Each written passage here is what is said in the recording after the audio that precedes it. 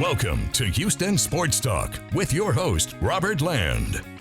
Thanks for checking into the best Houston sports podcast. Robert, along with Sports Radio 610 Shaun Bijani. We welcome back NFL draft expert Joe DeLeone, who hosts the Bleav and NFL Draft Prospects podcast with Ryan Roberts. Great to have you back, Joe. And please tell us who the Panthers and Texans are taking 1-2, because I'm tired of the suspense. Yeah, the suspense is really starting to kill me as well. And I one thing I can say with whoever goes at number one, I really do believe is going to set shockwaves for those top 5 picks, and who might potentially trade up to that 3 spot.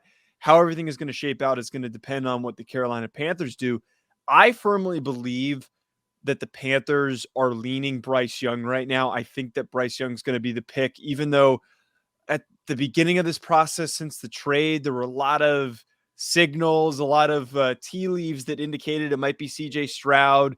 We got the whole little bit at CJ Stroud's pro day where Josh McCown was saying, oh, when you move to Carolina, you'll have to find a court and that kind of stuff. But it seems like from all the non-up-in-our-face hints that Bryce Young makes the most sense at that number 1 spot.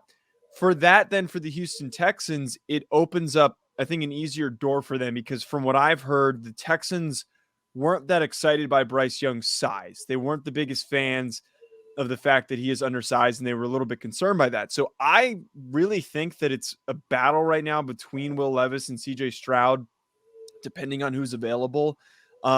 Big reason why they would like Will Levis is because of the physical profile he brings to the position. He's built like a linebacker. We all saw how cut up he was in his after his training pictures that he put out. And then CJ Stroud, we know, is the most natural passer in this draft class. So I think either of those guys are going to set up the Texans for potentially a great future at the quarterback position. It's really an interesting breakdown. That was one of the more unique ways that I've heard anybody break those, few quarterbacks down.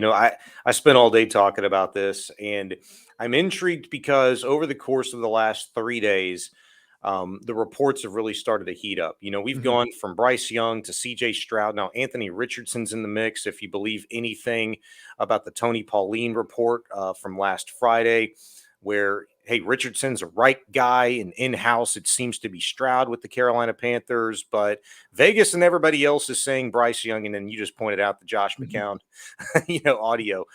So it's really interesting. I got a question for you, Joe. As you look at these quarterbacks, like really just on surface level, what we saw from them in college, but then to, what Bobby Slowick or Frank Reich or, these other offensive coordinators demand with the system that they're going to run. Is Bryce Young the best fit for Frank Reich in Carolina? Is CJ Stroud a really good fit for the Houston Texans if, in fact, the draft breaks like we think? I look less at the systematic fit and more so what makes Bryce the best for the Carolina Panthers, and I think is more situational than it is scheme fit. Mm-hmm. I think that if they're smart enough, they're looking at the roster right now and they're saying, we've got a lot of really good young pieces on defense. We've got an underrated offensive line that maybe if we draft a guy in the second round, like an Osiris Torrance, we can have a really good group. There's a lot of positive pieces to that Panthers roster playing in the worst division in football.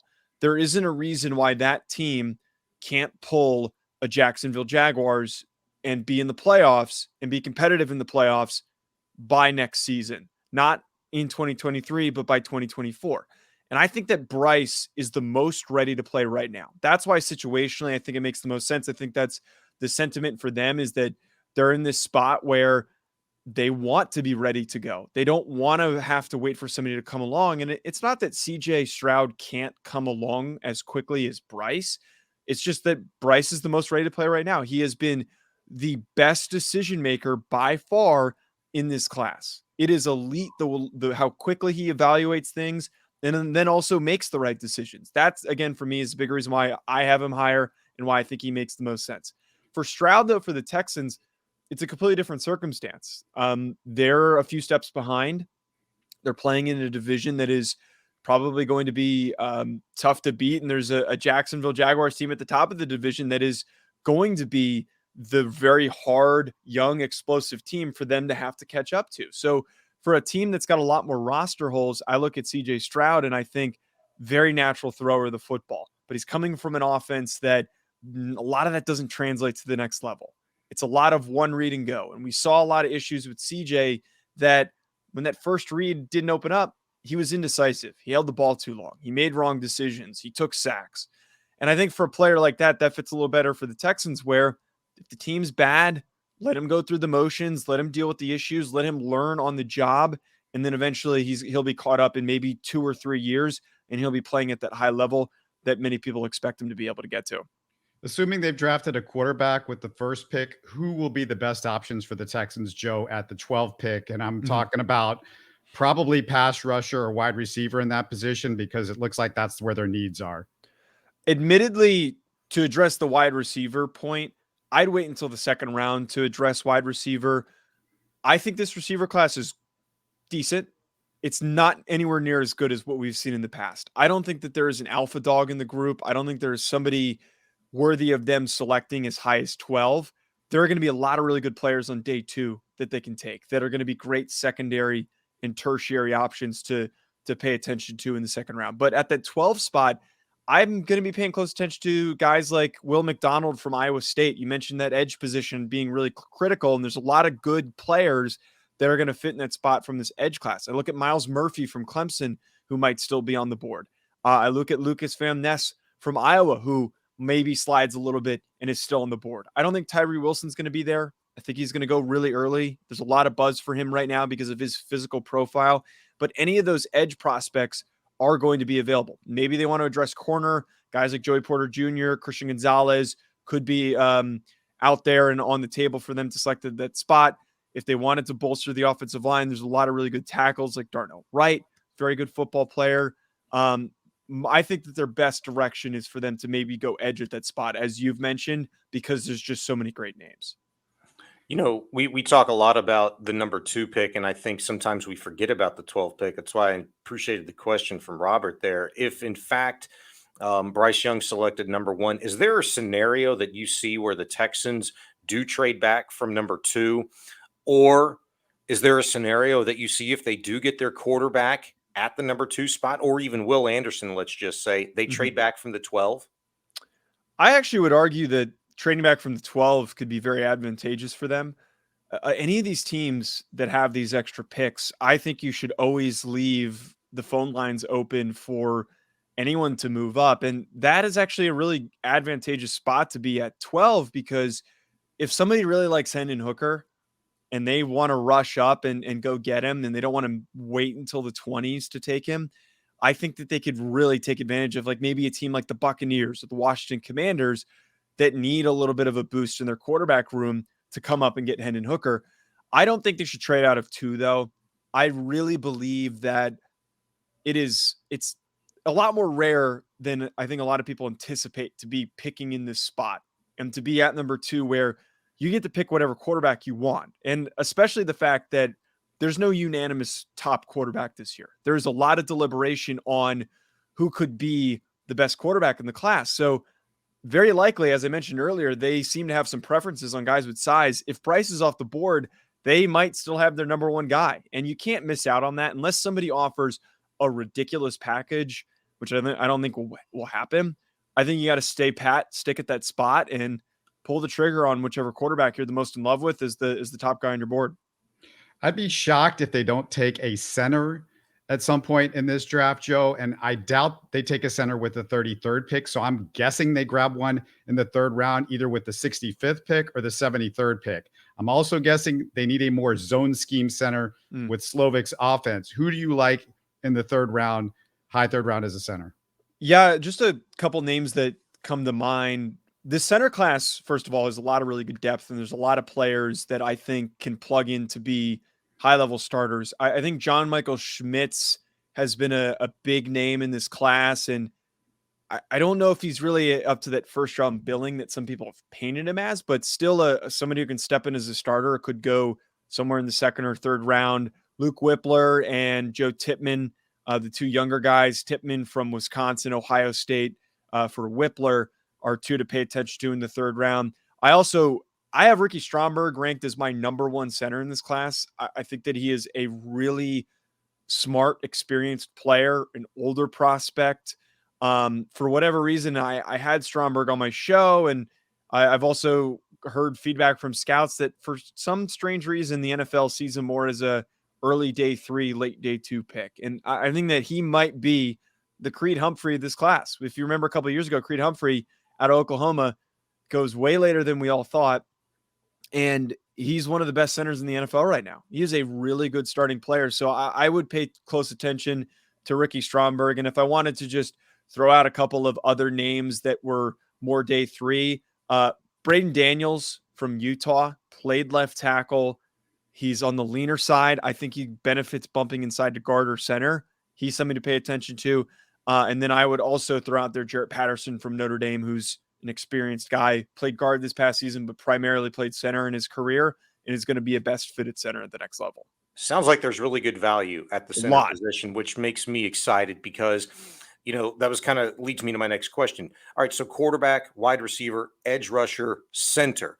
Outside of those 4 need positions, really must-have positions for the Houston Texans, they've got 5 picks inside the top 75. That obviously could change as the draft approaches or even on the night of. What is the most pertinent position of need for you outside of those top 4? I think those positions are definitely very critical for the Texans' current situation. I think that for a team like them, just adding athletic young defensive players, you can't go wrong.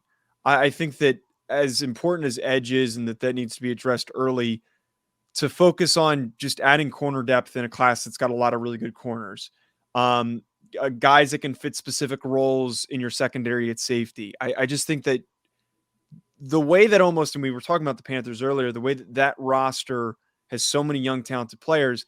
If you remember a couple of drafts ago when they drafted, I think it was exclusively defensive players. You can't go wrong having a lot of depth on defense. And they've set their team up for some pretty good, exciting success on the defensive side of the football. So when you're in a position like the Texans, when you've got a couple nice spots where you've got, Derek Stingley who looks good, you got Jalen Petrie who looks good, just add as much of a supporting cast as possible with those additional draft picks throughout the draft.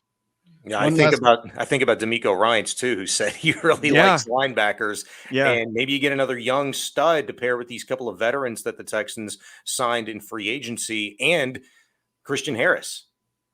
Yeah, and this linebacker class has some quality depth as well. And there's some players that I really like. I think that a Diane Henley from Washington State is somebody I graded as a 3rd-round pick who could fit nicely with this defense for D'Amico Ryans. He's an older prospect, but a good athlete, so that would fit along the lines of what Ryans likes. I think someone like the Marvin Overshone or Owen Popo a little bit later on. But I do think that exactly to the point, we look at how the 49ers built their roster. They built it by just drafting a lot of key depth pieces that ended up stepping up. And like for Fred Turner, I don't know why I'm blanking on Fred Warner. Fred Warner. Oh my God. Yeah. I don't know why this been a long day. Fred Warner wasn't an early draft pick. He was a 3rd-round draft pick out of BYU, and he ended up being a really good player. So again, they might get value from a guy like that. I had one last quarterback question because Bryce Young had the highest S2 cognition score, and this was sort of got out there, Joe, of this class of quarterbacks. And the S2 measures processing. It's become the gold standard for some organizations from what I've read. And among the higher S2 scores in the recent years, Mahomes, Josh Allen, Joe Burrow, Brock Purdy, even last year had a great one. And that was a guy that D'Amico got a chance to look up close. Have you heard any rumblings about other QB scores in this class? And is this stuff that's ever going to get out, do you think, before we get to the draft? I haven't really heard much about any of the other scores. I did see that leaked information on Bryce Young's score, but it makes sense why there's importance for that. You want those guys to test well. And it doesn't surprise me that Bryce was the best tester in that category. Again, my big support for why I love Bryce Young is the rapid decision-making. He does not hesitate, and he always knows what he wants to do with the football and finds the best possible scenario to produce yards. And that makes a lot of sense to me. But no, I have not heard any of the other scores coming out. I think that scores like that, especially having it leaked for Bryce, that maybe some other prospects and their agents would be trying to hold it a little closer to their chest. And it actually wouldn't surprise me if maybe Bryce's agent leaked that just for the sake of having that out there. And like, hey, we all know how smart Bryce is. Let's start paying attention to it. Well, it's always a pleasure having you on the show. I know you got to run, but we want to catch up with you in a few weeks after the draft and see what you think. But great stuff. NFL Draft Prospects Podcast. It's at Joe DeLeone. If anybody wants to follow you on Twitter and see what's going on with you and Ryan Roberts over there. Thanks so much, man. Of course. Thanks for having me. I'll be sure to hop back on after the draft, and looking forward to seeing what the Texans do. And I'm sure they're going to have another great draft class like they did last year. Thanks, Joe. Good stuff, man. Hey, great stuff from Joe there, Sean. And I tell you, it's coming up faster than you know. And I just want to get the suspense over with. Like I said, what are the Panthers going to do already? Yeah. And that's the thing that, starting to drive a lot of people crazy. And that's why I brought that up with Joe is, people were pointing on Friday, I think it was, to the Vegas odds lines. And I think it was Thursday, actually, where Stroud kind of came back up and they were co-favorites at like minus 195, according to Vegas. Well, just as soon as that story came out, like Thursday evening, I think it was Stroud that overtook Bryce Young again. And, it's like, oh, well, there must be some report out there. Vegas knows something. You and I always talk about that. How about just the money? The odds lines, the lines are moving because money's moving, and money at this point is going to move that more than any sort of information. I mean, just the Tony Pauline piece that I referenced that came out Friday versus, now this audio surfacing of McCown and what he'd said about Bryce Young. At this point, we've gone through everybody. So it's driving us all crazy. And in talking about it today with Clint Sterner, who I did the show with on Sports Radio 610, he made a really good point. He's like, more times than not, it generally comes back to with how we started and what was the feeling when we started talking about the draft. Who was the favorite? It was Bryce Young. The eye don't lie. The guy's a baller. It's easy to identify. And it maybe kind of contradicts what Joe said a little bit, or maybe you'd mentioned it, that there's no real clear favorite here. There's no consensus, number one. Well, I thought for a short time, right after the college football season ended, I know Stroud had the game that he did against Georgia, but felt like it was Bryce Young. And I think at the end of the day, unfortunately for the Texans, good for the Panthers, but it comes back down to Bryce Young. And the real question is, for a Texans fan, is, are you sold on CJ Stroud? And if you're not, then maybe trading back is an option for you, or selecting Will Anderson, the impact player next to Bryce Young that people feel like is going to be of most importance and can make an immediate impact for their team in this league in 2023.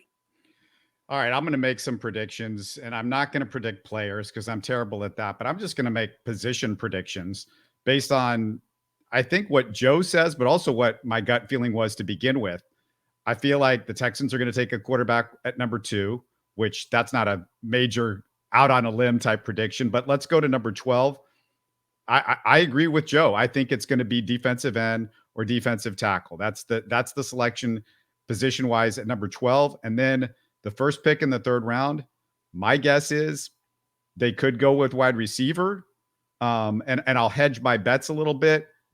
They could also go with somebody at the other position that they don't get, either defensive tackle or defensive end, pass rusher type guy at that pick. And then in the third round, I've said this all along, and maybe I'm going to be wrong, but center is going to be in the third round somewhere.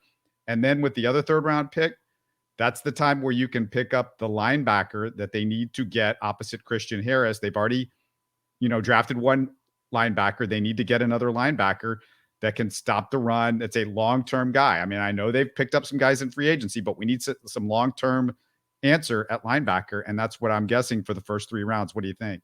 It's going to be pretty boring if you were looking for me to disagree with you. Maybe I don't remember your first 3 picks, but I think you'd mentioned quarterback, edge, receiver. And then who was your first pick in the third round? What position? The third round, I don't know who's going to be first, but I think one of those picks is you going to said be center. Yeah, center, and one pick's going to be one and one linebacker. I can't disagree with that, and I think linebacker is going to be taken fairly high. Like in third round.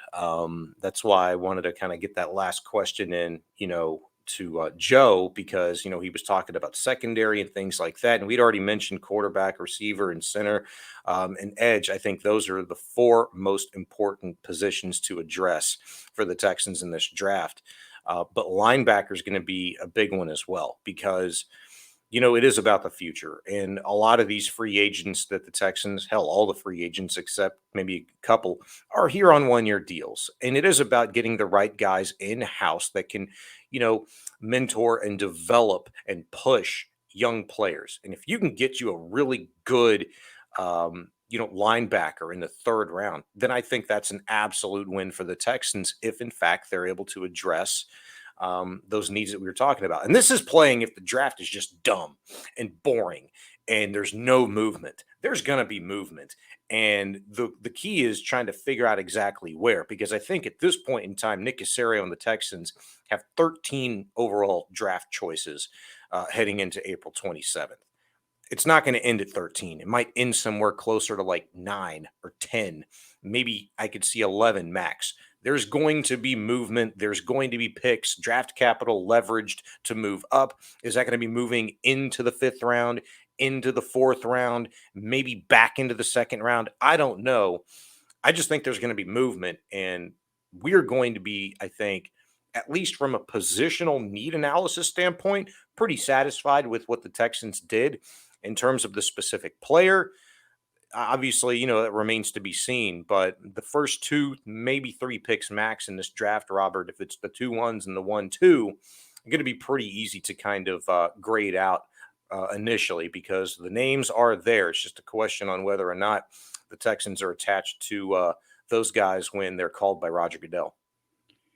I don't want to go into too much depth on the Rockets because the Silas news is not exactly news that he is gone.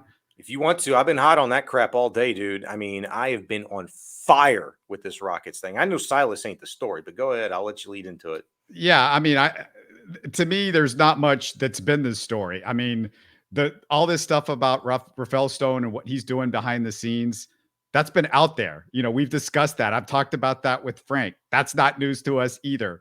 I think if you're looking for the fact that it's finally out there, it's a good thing. We've said it. Me and Frank have said it pretty much for the last 2 months, especially Frank. I've let him go on about this, but look, Sean, this is a make or break season for Rafael Stone coming up. His job is now 100% on the line. He delayed his own departure by keeping Silas an extra year. He delayed it at least a year. Now it's all on him.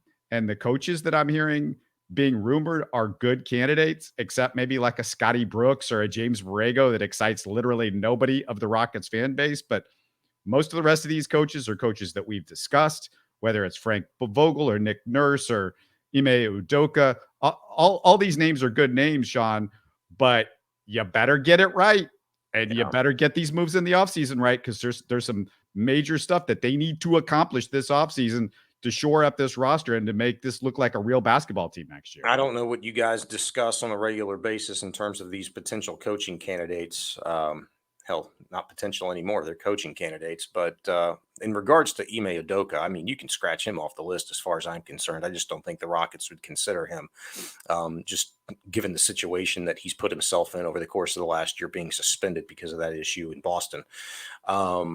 Frank Vogel, Scotty Brooks. I heard somebody mention Sam Cassell. I haven't seen it printed. I haven't seen it according to sources, but I would presume that his name pops up somewhere along the lines. How serious of a candidate, I don't know, but obviously just because of the Rocket connection. Adrian Griffin, Nick Nurse. I don't know if you mentioned him. I don't know how possible that is, but because he still has 1 year remaining on his deal in Toronto. No. Nick Nurse is like the number. I would say at this point he's the number one guy because he was with the Rockets a decade ago. There is a relationship with some of the people in the Rockets organization. I mean, you look at the general manager, Rafael Stone. He has been here for a long time. He knew Nick Nurse. They have a relationship, number one. Number two, Nick Nurse has told Toronto that he is considering his future. So, he might not be in Toronto. And I think maybe his voice has run out in the room a little bit. He's been there as a head coach for 5 years. He's been in the organization for 10 years. Yep. It maybe just be looking that they're looking for a new voice. I would say Nick Nurse at the moment, and nobody's been interviewed yet. We have no, anything except names maybe out there. But I would say Nick Nurse is number one. Ime Udoka, I cannot take out unless the Rockets say he's not a candidate, because this guy just went to the finals and I don't know what happened. And we still don't know what happened in reality. And they would have to vet him. But let me just say, he's going to be out there for any team that's looking for a coach in this offseason, because he took a team to a finals. He's got Popovich roots. I mean, this guy is considered whatever happened to him off the court, he's considered great on the court.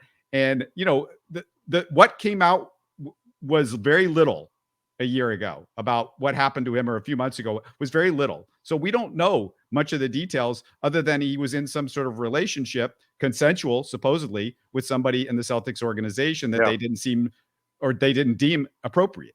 Yeah.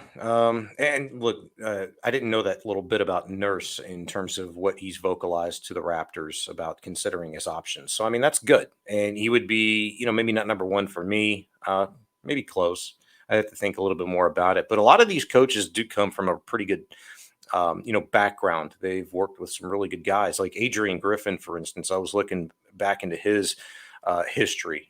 He's been Raptors assistant for 5 years. He's 48 years old. He's worked for 5 different organizations under Nurse in Toronto. He's worked under Billy Donovan, Scott Skiles a couple of times, Tom Thibodeau, some really good coaches. And to me, 5 coaches over the course of his long, lengthy, assistant coaching career. Yeah, but here's the deal. When you say all that, you go me, he coached with all these great assistant coaches and all. We just did that in Silas. And really, if you come on, no.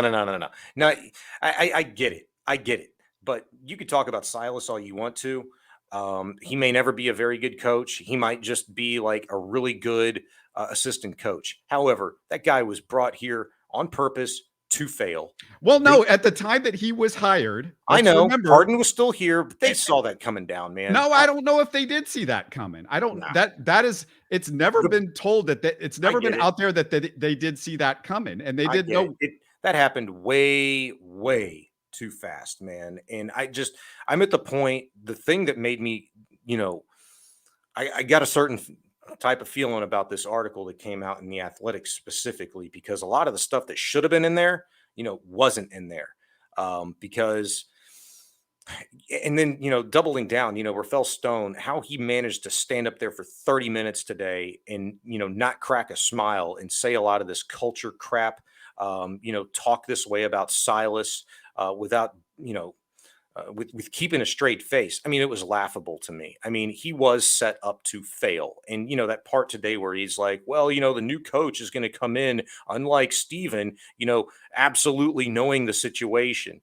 Yeah, Steven might not have known everything that he was inheriting, but the culture that existed before probably wasn't too far off from the culture that existed under Steven Silas. And I find it really difficult to believe that you can blame Steven Silas for the culture created more so than you can Rafael Stone, who didn't do any of the things that the Athletic cited that Rafael Stone needed from a head coach in that particular time. And I quote, I'll read you, this was the most damning line for me to Stone, a frustrated owner who's not afraid to make necessary changes.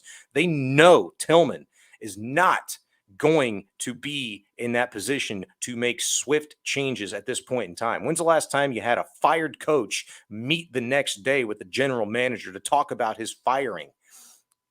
General manager ain't going nowhere. That means Rafael Stone is going to be here to make franchise-altering decisions in free agency, lottery draft picks, and hiring a new head coach. Where's the accountability for Stone? And for Stone, needing a head coach to inspire a young group of players to compete at a high level, to do so together and improve along the way, how much of that happened? And how much did he allow that to happen? Stopping practices, conniving behind the scenes, calling coaches' names in front of the players. Like, that's not a good culture. That's not somebody you're excited to work with every day. That's not somebody you want to take life lessons from. Maybe because, I don't know what this says about Silas. I don't want to, mischaracterize him, but I think you really liked him. And you said all those things today in the press conference because he was an easy guy to step over. And that's what made me mad, is because you manipulated that situation the way that you did. And you've cost a franchise, 3 seasons, of watchability, of likability, and respectability in this league. Okay, I gotta say this because, and I've talked to Frank about this. There are 2 things that can be accurate at the same time. Silas was a terrible coach. He was awful. Argue that. He was awful, awful, awful. Like, just as a head coach, he, yes, got walked over by Rafael Stone, but he let Rafael Stone walk over him and do the things that he did. And he didn't have to stick around. And I get it. Head coaching is good money. But you know what? If it was such a poisonous situation, you've been around the league for 20 years. Your dad's been around the league he was in the NBA for 50 years or 60 years before he passed away. This is a guy that's a veteran of the NBA. If it was that poisonous, that was that bad, either you put your foot down or you walk out the door and you save face. So that's number one. Rafael Stone, no way I'm letting him off the hook. I haven't let him off the hook. Me and Frank have not let him off the hook for any of this stuff. He is absolutely a problem. What I can say though is, the first 2 years they had to be bad. There's no question. I don't think this year they had to be bad, although I understand it's 2 guys that could be franchise guys that you have atop of this draft. That is not normal that you have 2 guys that are this good at the top of a draft period. Like, we're talking about Wemby, the best guy that everybody says since LeBron James in 20 years. But let me point this out. This year was a travesty, and you had to look like a decent franchise. And as I have said numerous times, you have impeded the progress. You have slowed down the progress of all of these guys. And I don't know what the damage that you have done long-term to a Jalen Green or some of these other first-round picks has been, especially Jalen Green. That's the one that I'm really concerned about. Jabari Smith, 1 year, I don't think the damage is going to be major, and I think he's got such high character. But Jalen Green, there's no doubt I'm very concerned about. But as far as the big picture is concerned, he can make up for all of this with a good head coach hire pretty quickly, because they weren't going to win the championship this year. We all know that. If they get lucky and they get one of these 1-2 picks, boom, it all changes in a heartbeat. You get one of these guys at 1-2 and you hire a D'Amico Ryans type guy that gets the whole city excited or that can change the course of things. It can all change overnight. And, it doesn't, to me, do any favors for him, what he's done for what he did to Stephen Silas.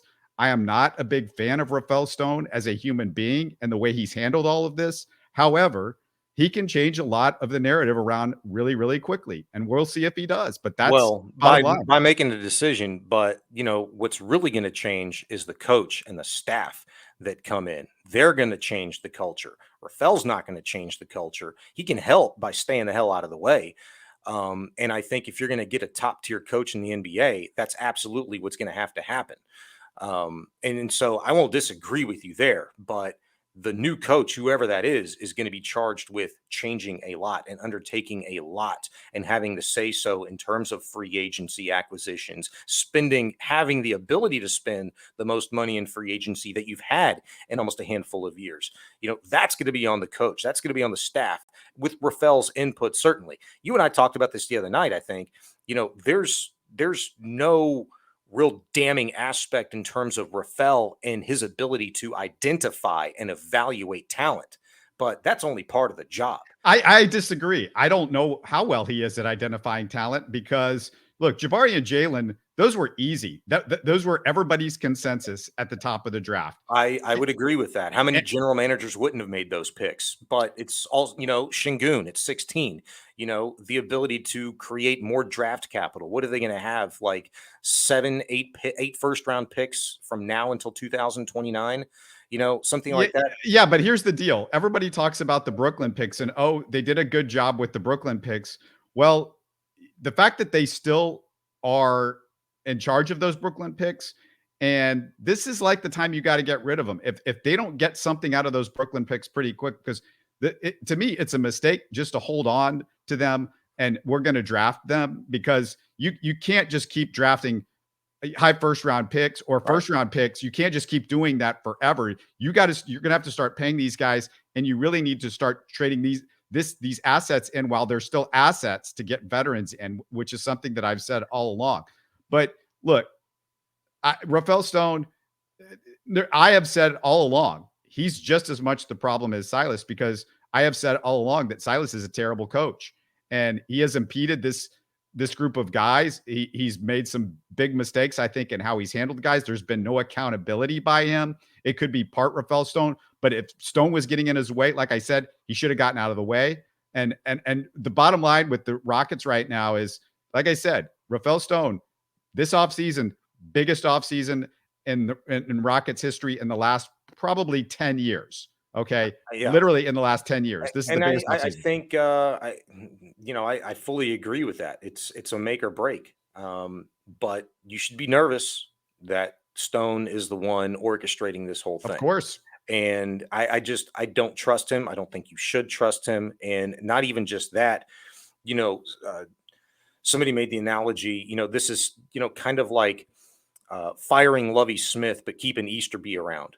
I would contend that this is like firing Lovie Smith, but the very worst possible version of Nick Caserio that you all thought was possible is, and Jack Easterby's still in the building.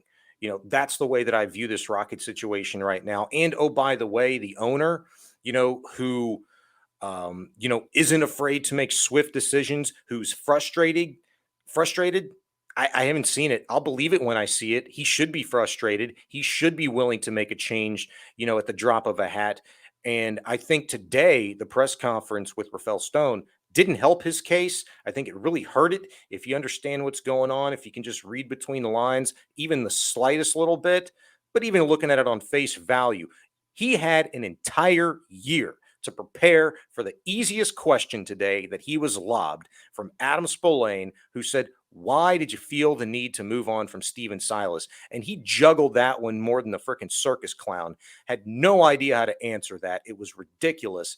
And he did that a number of times today. He just stumbled and stuttered around simple questions that he had a year to prepare for when he knew his team was going to stink. They tanked on purpose, and they knew the direction of this team, and they knew they were going to have to answer these tough questions. And that's not the general manager that I want running my organization, creating poor culture, not answering simple questions. And you know what? Being credited, and I'm guilty of it too, with making a decision that 29 other general managers in the NBA probably would have made for you with their eyes closed over the course of the last 2 years. So I'm worried about it. I just don't think it's a great situation still for the Rockets moving forward, even though they're obviously, turning the page, as Stone put it today, moving to the next stage of this rebuild or whatever. I hope for the best of the organization, because to be quite honest with you, I know there's a lot of red rowdies and like Rocket truthers out there and people that just bleed Rocket red still. I used to be that way. But what's happened to this organization the last 3 years, they become unwatchable, unlikable, very much like, passionate football fans feel about the Texans in this town. That's what they've done. And they've affected my NBA, watching too. It's like, what am I going to watch the rest of the league for? It's kind of like I've put them way on the back burner. I want my basketball team back. I want to like the players. I want to like my team. I miss them. And I just hope, they kind of get back in the, going in the right direction. I think for the Texans, to make a comparison quickly, what they've done with their head coach, their staff, and kind of. Well, Shaun, hold on, right there. Hold on.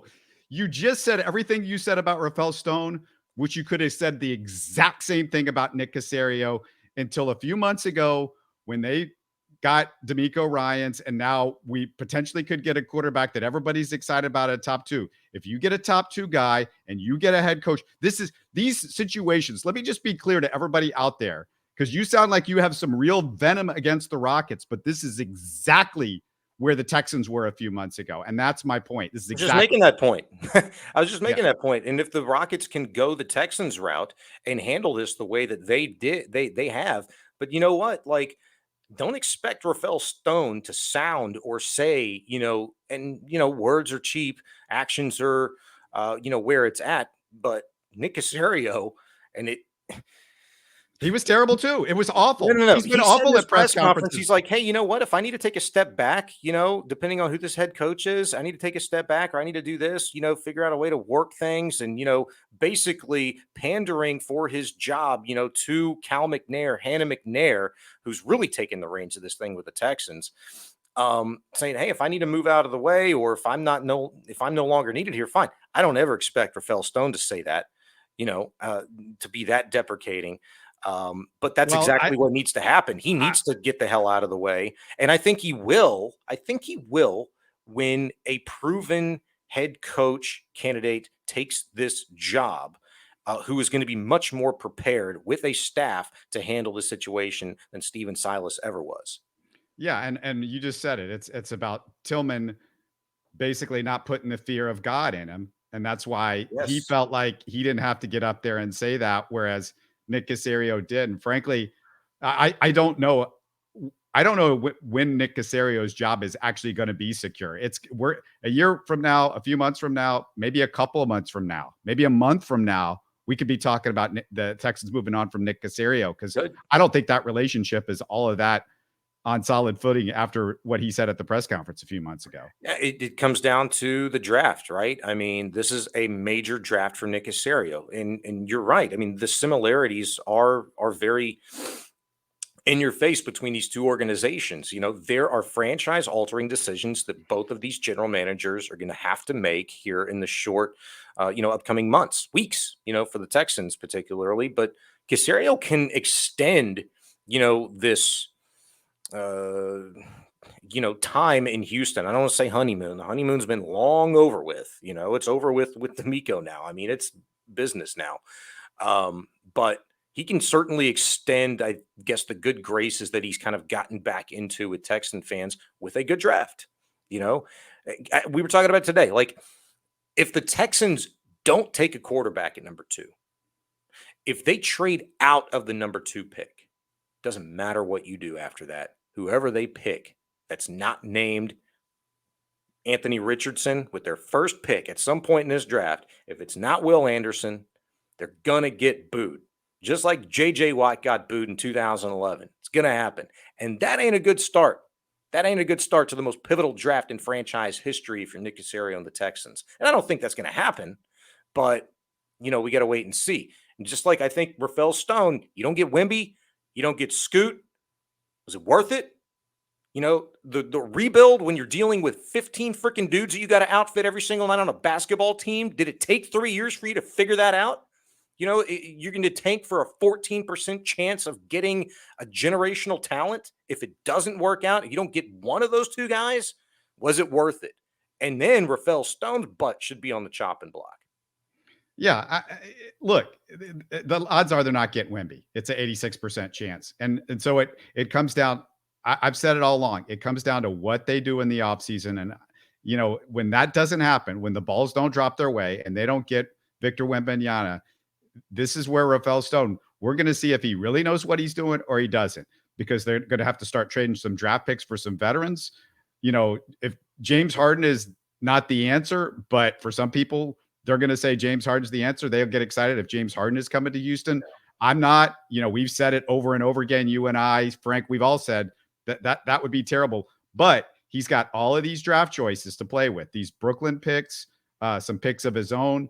He's going to have to start wheeling and dealing. He's going to have to figure out who should stay and who should go. And you start, putting that into something and building together a team. And if you get the right head coach in, it changes everything. And look, I've said this over and over and over again. As bad as Rafael Stone has been, you bring in a really good point guard with the group of guys that are on this roster already, and a coach that can actually knows what he's doing and knows how to coach.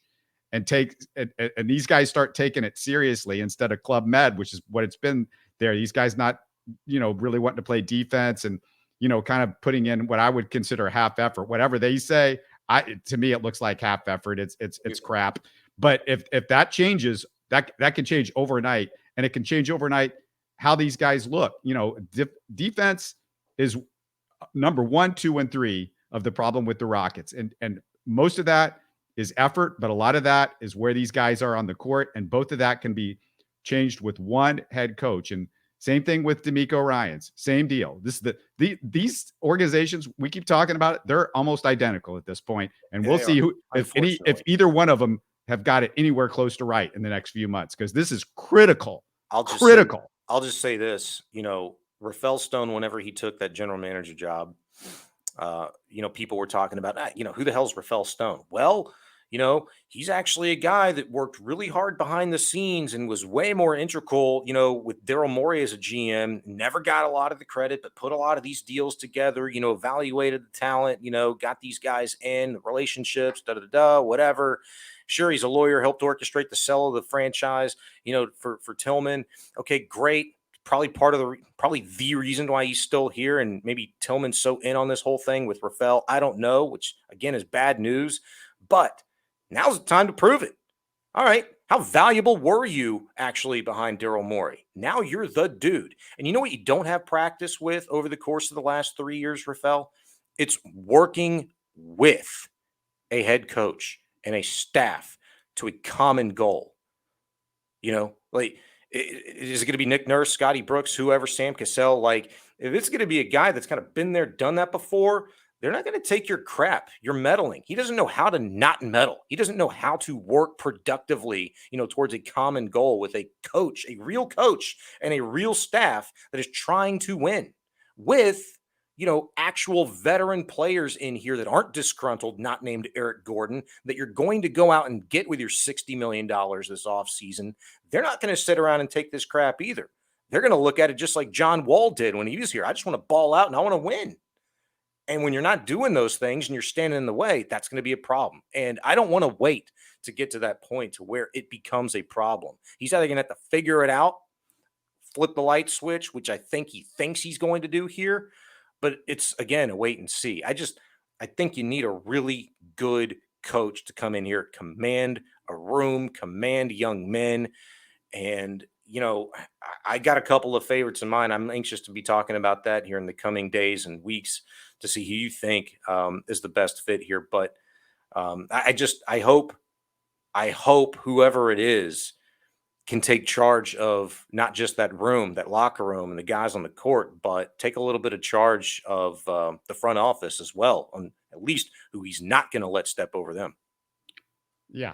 I mean, we agree on this for sure. And it's going to be interesting. You and I didn't talk any Astros, but we'll get back to Astros in our next show and what's going on with them. But man, it's a big next few weeks for both of these franchises. I keep saying it, but I can't stress it enough. This is about the future of two sports in this town and whether people start caring about them or they don't. And, you said, what are Texans fans going to think if they don't take Bryce Young or CJ Stroud? At least I think that's what you said. If I want to, or Will Anderson. Well, I don't think Will Anderson's going to be enough. I think it's got to be a quarterback. I'm just saying, I don't think they boo him at 2 if they do pick him. No, well, I don't think the fans are happy at all with Will Anderson. I don't. I think it's quarterback or bust. If you don't get Bryce or CJ, I don't think the fans are really pumped up about any of these other guys.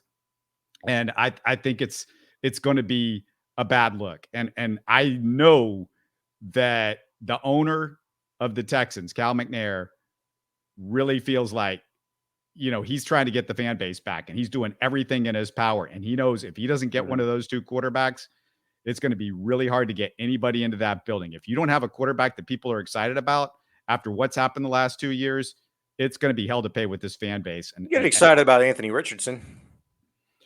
I just don't know if people are going to be excited about a guy that's played 10 or 11. We're back into Davis Mills territory, to be honest with you. I get what you're saying, but the Texans fans want to wait for another 3-year project, do they? No. But, who's to say you have to? It's based on what we think we know now, which is usually at the end of the day, not very much. We'll have to wait and see. We'll see you guys on Thursday. Have a good one. You're listening to Houston Sports Talk. Hey, don't forget to support us by subscribing and commenting on YouTube. You can always listen to us on Spotify, Apple, or your favorite podcast app. Tell your friends about us and share our show links on social media. Spread the word, everybody. Thanks for listening.